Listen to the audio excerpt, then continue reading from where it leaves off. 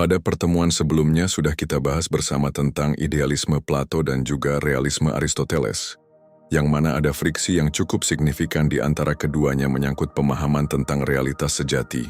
Meski begitu, mereka berdua agak bersepakat dalam hal yang mengenai tujuan tertinggi dalam hidup, yakni mesti adanya kebahagiaan sejati. Menurut mereka, manusia semestinya mencapai kebahagiaan sejati di dalam hidup.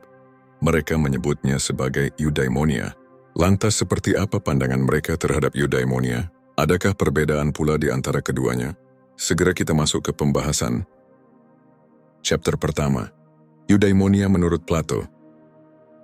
Dalam pemikiran Plato, ada suatu istilah yang disebut daimon atau daimonion, yang definisinya adalah suatu entitas spiritual atau kekuatan ilahi internal yang berfungsi sebagai pembimbing batin atau suara hati, yang membimbing seseorang menuju kebaikan dan kebenaran.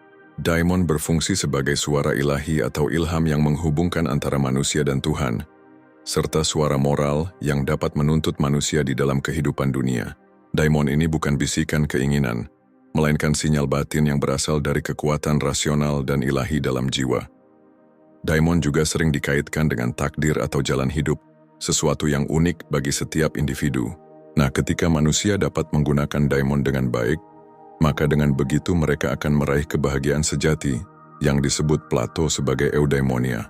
Eudaimonia adalah kondisi hidup terbaik yang bisa dicapai ketika seseorang mendengarkan dan mengikuti bimbingan daimon tersebut. Jadi eudaimonia merupakan buah dari hidup dengan daimon. Jika kita ingin mendapatkan kebahagiaan sejati, maka hiduplah dengan daimon seperti yang dijelaskan oleh Plato. Dikarenakan Plato banyak terpengaruh oleh pengetahuan ilahi, makanya dia banyak mengaitkan nilai filosofis dan kehidupan dengan ketuhanan atau kepercayaan. Eudaimonia atau kebahagiaan sejati yang dimaksud adalah bagaimana manusia bisa menggunakan suara ilahi atau ilham di dalam jiwa untuk mendekatkan diri pada Tuhan. Ketika spiritualitas baik, maka kita akan meraih kebahagiaan. Selain itu, Plato juga menjelaskan eudaimonia yang berhubungan dengan konsep jiwa menurut pandangannya. Bagi Plato, eudaimonia adalah keadaan jiwa yang harmonis dan selaras dengan kebaikan sejati. Ini bukan tentang kesenangan fana dan kepuasan duniawi, tetapi tentang jiwa yang hidup dalam kebenaran dan keadilan. Dan eudaimonia akan dicapai ketika manusia mengarahkan dirinya ke dunia ide, terutama dalam kebaikan. Di dalam konsep jiwa, Plato membaginya menjadi 3, yaitu akal, emosi, dan nafsu. Akal berada paling tinggi, ibarat seorang filsuf yang memimpin. Emosi berada di dada, layaknya prajurit pemberani yang memberikan penjagaan, dan nafsu berada di bawah, seperti para pekerja yang tugasnya melayani.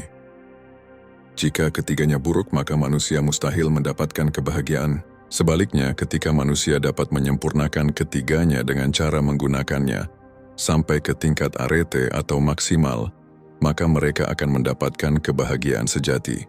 Untuk mencapainya adalah dengan cara menggunakan rasionalitas dengan kebijaksanaan, hidup dalam kebajikan dan keadilan, serta mesti wajib mengendalikan nafsu, sebab menurut Plato ide tertinggi adalah kebahagiaan sejati. Dan kebahagiaan tertinggi adalah ketika manusia dapat menaklukkan akal, emosi dan nafsu. Dan seperti itulah eudaimonia bagi Plato, yakni ketika manusia mampu menaklukkan akal, emosi dan nafsu. Jadi karena itu, eudaimonia adalah tujuan tertinggi yang tercapai ketika jiwa adil dan harmonis, terarah kepada kebenaran dan kebaikan sejati, serta adanya kepuasan spiritualitas. Chapter kedua, eudaimonia menurut Aristoteles. 1. Eudaimonia sebagai tujuan tertinggi. Eudaimonia menurut Aristoteles adalah tujuan tertinggi hidup manusia, yang sering diterjemahkan sebagai kebahagiaan sejati, kemakmuran hidup, atau kehidupan yang baik dan bermakna.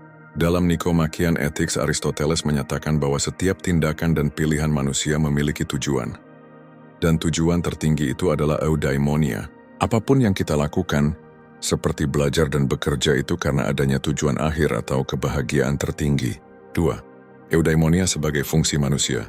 Aristoteles berpendapat bahwa untuk memahami eudaimonia, kita harus mengetahui fungsi khas manusia, ergon.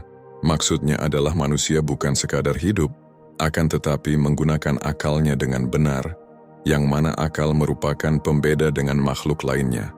Maka hidup yang baik adalah hidup yang mengaktualisasikan akal secara optimal. 3. Peran kebajikan dalam eudaimonia. Kemudian Aristoteles juga berpendapat bahwa eudaimonia hanya bisa didapatkan dengan melakukan dua kebajikan.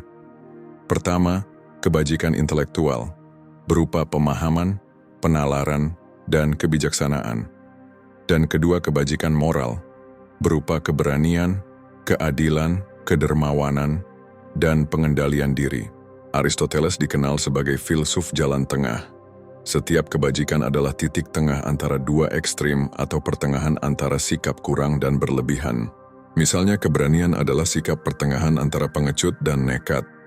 Pengecut terlalu bawah, nekat adalah ekstrim atau berlebihan. Contoh lain adalah kedermawanan yang merupakan sikap tengah antara kikir dan boros. Kikir terlalu rendah dan buruk, sementara boros adalah sikap berlebihan yang terlarang. 4. Eudaimonia bukan sekedar kesenangan. Aristoteles menolak hedonisme, pandangan bahwa kebahagiaan hanyalah kesenangan fisik dan duniawi semata. Eudaimonia lebih dari sekadar kesenangan fisik, karena manusia bukan hanya makhluk yang mencari kenikmatan, tetapi juga makhluk rasional yang mencari makna. Orang yang hanya mengejar kesenangan tanpa kebajikan tidak akan mencapai eudaimonia sejati. Seseorang yang hanya mencari kekayaan dan kesenangan mungkin merasa bahagia sesaat, tetapi tanpa kebajikan dan makna, ia tetap merasa kosong. Sebaliknya, seseorang yang menjalani hidup dengan kebajikan dan mencapai potensinya akan mengalami kepuasan yang lebih dalam dan bertahan lama, eudaimonia sejati. Singkat cerita, menurut Aristoteles, eudaimonia merupakan tujuan akhir dari hidup manusia yang dapat terwujud ketika manusia melakukan kebajikan dalam intelektual dan moral, melalui penggunaan akal budi dan menerapkan kebiasaan-kebiasaan baik. Chapter ketiga, kesimpulan. Plato dan Aristoteles sama-sama berpendapat bahwa dalam hidup mesti ada tujuan atau capaian tertinggi, yaitu apa yang disebut sebagai eudaimonia. Hanya saja mereka agak sedikit berbeda dalam memaknai eudaimonia itu sendiri. Plato yang lebih dekat pada dunia ide dan pengetahuan ilahiyah berpendapat bahwa eudaimonia merupakan kebahagiaan sejati yang didapatkan dengan cara menaklukkan akal, emosi, dan nafsu, sehingga didapatkan kepuasan spiritualitas, rasa adil, dan juga harmonis. Sementara Aristoteles yang lebih cenderung pada realitas sebenarnya dan pengalaman empiris berpendapat bahwa eudaimonia merupakan kebahagiaan sejati yang didapatkan dengan cara melakukan kebajikan rasional dan moral, melalui berpikir dengan akal budi, dan melakukan kebiasaan-kebiasaan baik, sehingga diraih kehidupan yang sempurna dan memuaskan. Jika kebahagiaan Plato cenderung pada hal spiritualitas, maka Aristoteles lebih mengarah ke rasionalitas dan moral. Bagaimana menurut kalian? Lebih memilih eudaimonia versi Plato ataukah Aristoteles?